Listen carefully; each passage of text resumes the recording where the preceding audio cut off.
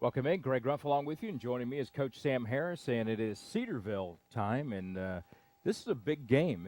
All of them get big from here on out, but this in particular, because of the way you guys have been playing and the way the conference is shaping out, this is really a big game.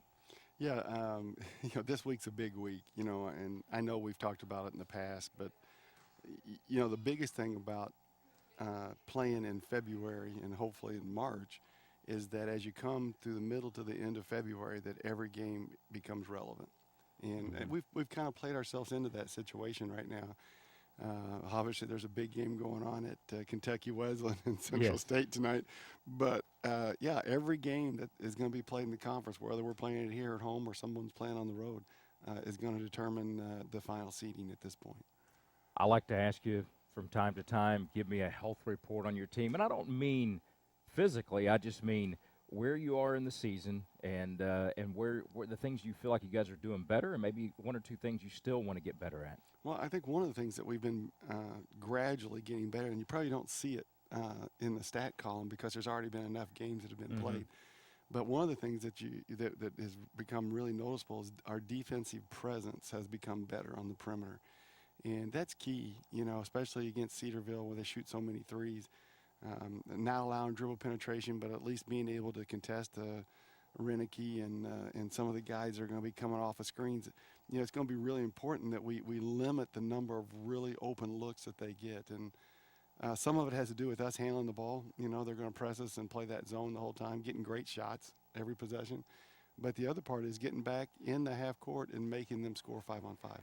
They've won 4 out of their last 6. Their 2 losses in that stretch are to Central State and Alderson Broadus. They're playing pretty good basketball, too.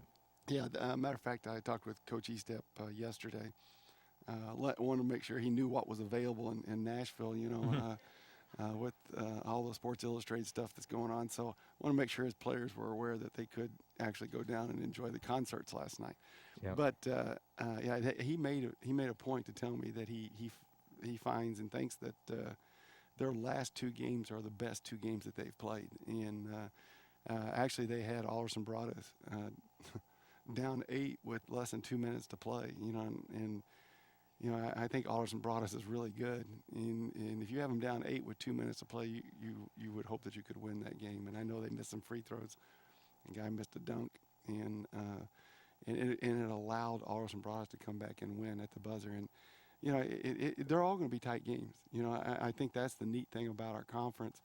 When you look at it, I still think everybody in the league would agree that Kentucky Wesleyan probably has the best individual talent. But after that, you could throw everybody in a hat, and on any given night, anybody has an opportunity to win. Absolutely.